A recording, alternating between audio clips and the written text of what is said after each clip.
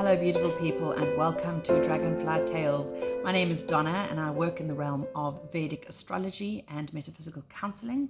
And I wanted to take a moment to answer what is probably the most frequently asked question I have about Vedic astrology and will always form the first part of a very first session with anybody, and that is the understanding of the difference between Vedic astrology and Western astrology. So this is focusing on the difference between the tropical zodiac and the sidereal zodiac and what that means to you as an astrology seeker delving into the beautiful blueprint of you in the sky.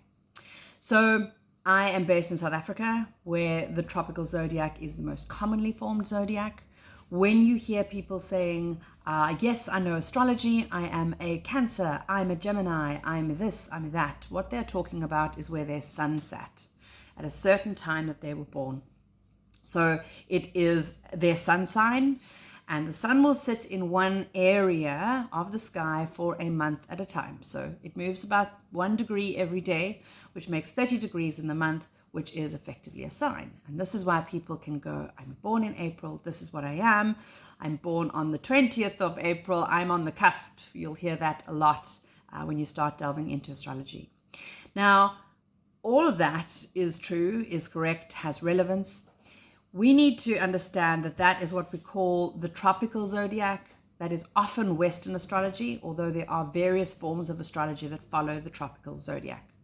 Now, what the tropical zodiac is it is a certain system that was put together a very long time ago. What a lot of people don't understand is that this system was not actually based on the stars at all.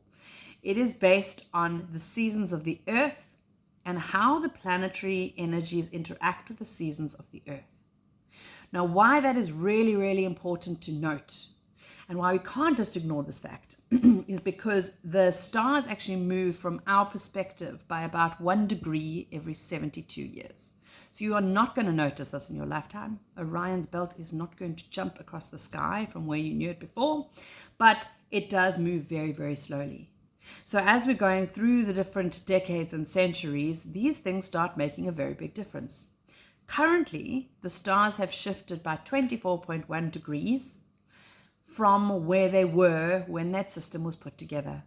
Okay, so the stars are 24 degrees out from where we are saying Aries is, where we are saying Leo is, where we are saying Sagittarius is. Those of you who have come across particularly scientific minds will often say, astrology is rubbish. The stars aren't there anymore. They are quite right. It doesn't make it incorrect. The only thing that is happening is we're using the wrong terms for what we're analyzing, or we're using the stars as the analytical term for a time when they were in very different position to now. Okay, so if we are looking effectively at what is being analyzed in astrology, is we should be saying my sun was sitting midwinter, my sun was sitting early spring, my sun was sitting late autumn, and then we'd actually be that would be the correct terminology for what it is that you are analyzing. Okay, so I work with Vedic astrology, which works on the sidereal system. That's not the tropical. What the sidereal system is it is a system that's based on the actual stars and the actual constellations. So all the calculations take into consideration where the stars are currently and where they were when you were born. So the actual constellation dates, start dates of constellation times will differ. So currently it's anywhere between the 15th and 16th of month mostly that we will change from one zodiac sign to another. And usually the month after the tropical. So where Sagittarius, in the tropical Sagittarius season starts at the end of November and runs till the end of December. Sagittarius sun season, actually in the actual stars, when it hits the constellation of Sagittarius, lasts about the 15th, 16th of December. So almost right at the end. Okay. And this will shift by the time you have grandchildren. Those of you listening now, by the time you have grandchildren, they'll be looking at a different date, or great-grandchildren. I haven't quite worked out the mathematics of it. Okay. So the tropical zodiac, planetary interaction with the seasons of the earth. The sidereal zodiac, the actual apologies, the stars themselves. So the planetary energies in the constellations themselves. Okay, so the planets actually sitting in that zodiac sign. this can often create confusions when you'll have, I've seen it, for example, a couple of years back, there was a very pivotal eclipse happening in the tropical. It was said to be in Sagittarius. Well, it was in the tropical zodiac sign of Sagittarius. And people were talking about it being so pivotal because it was right on top of the star, which forms the tail of the scorpion. And I thought, I wonder how many people are picking up that could be quite confusing, because the scorpion is the zodiac sign of, well, the constellation sign of Scorpio. Okay, so this is the difference. Are Western and Vedic astrology the only systems that follow these two systems? No. You have many systems that will follow the tropical zodiac. The ones I've studied in particular would be the Western, there's modern Western, there's medieval astrology, there's various forms. We could go until we're blue in the face, because a lot of 90% of cultures can link back to a form of astrology or learning from the heavens. The sidereal astrology, Vedic astrology is based on the sidereal. Ancient Babylonian astrology, for those of you that follow that, there's some beautiful resources on ancient Babylonian astrology. This will form also part of the group that follows the sidereal zodiac, which is the zodiac of the stars. Now, people will often come and be extremely confused. So they'll have a whole bunch of knowledge of Western zodiac, and then come to Vedic and be like, well, I've identified so much with my Pisces sun. Now you're telling me that that's not who I am? No, that is exactly what you learn from the tropical system is correct. We are not saying now your sun sits in Aquarius and therefore you are entirely different.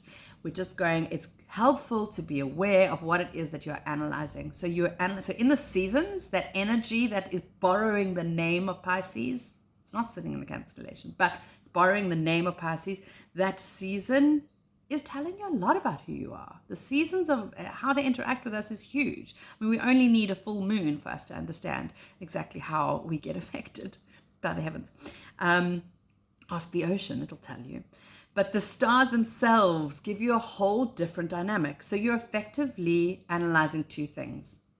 I have heard before there are certain ancient civilizations that if you went to an astrologer, they would bring up both. They would bring up your star chart and your seasonal chart. So both can give you immense information. It just depends on where it is that you're looking, what you're looking for. And trust me when I tell you, the system that lands in front of you at the time it finds you is exactly where you need to be learning. On my own journey of astrology, that's exactly what happened. I started with modern Western, and then every time I kind of thought, I've got a hold of this, something else would land in my lap until I landed on Vedic astrology, which is definitely my language.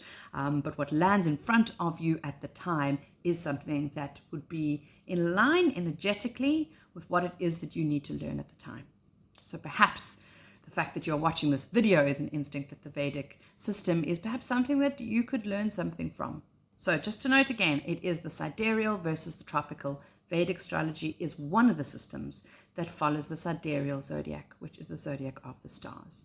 It also has a lot less influence on the sun as opposed to the tropical zodiac, which makes sense if we're now understanding what it is that we're analyzing, because the sun is the reason for the seasons. We have seasons because of our interaction on planet Earth with the sun. So, of course, it is going to be vitally important. With the Vedic system, your moon takes a huge priority because it is a representation of your emotional world. I will make another video at some point just understanding the importance of one's moon, because from what I've learned, as long as you start there, you are 10 steps ahead in understanding your own heart space. We effectively have only that to go by. But before I go down that rabbit warren, I hope that this makes sense. Please, if it doesn't, or if you're wanting to understand a little bit more or just wrap your head around this crazy concept, please feel free to either pop me a comment, send me a message. I am available on WhatsApp is actually the easiest way to get hold of me, but I do have email as well. But on the phone just allows a very quick reply. I do consult both in South Africa and online worldwide. So if you are wanting to delve more into your Vedic astrology, please feel free to get in touch, and all the details will be below. But until next time, I hope you have a beautiful day and enjoy this magic that we are living represented in the sky.